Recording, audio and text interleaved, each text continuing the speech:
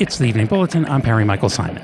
At rush hour in Los Angeles, a lot of people are looking to avoid traffic jams on streets like Glendale Boulevard in the Silver Lake neighborhood, and they use the Waze app to find shortcuts.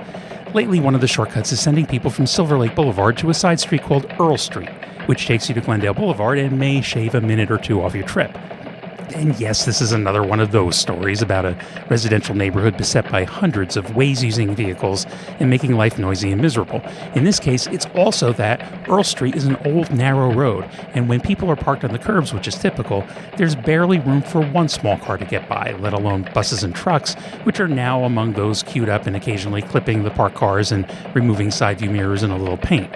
The residents want Google, the owner of Waze, to stop this, but Google never really does much about it.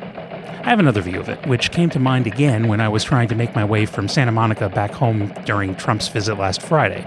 Waze kept demanding that I get off Lincoln Boulevard, which is a major road with a lot of traffic, and zigzag my way through Venice and Westchester on local streets. I used to listen, but I decided this time just to stick it out through the slow traffic, and I kept checking the estimated time of arrival as the app recalculated, and yeah, it added several minutes, but I thought, it's still not worth the detour. And lo and behold, by the time I got past the jam and past the airport, the time of arrival sped up, and I ended up getting home several minutes before I would have with the detours.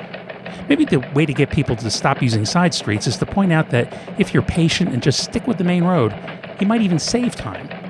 Don't always listen to the app. You're probably better off on a main road than to wind your way through narrow, unfamiliar neighborhood streets.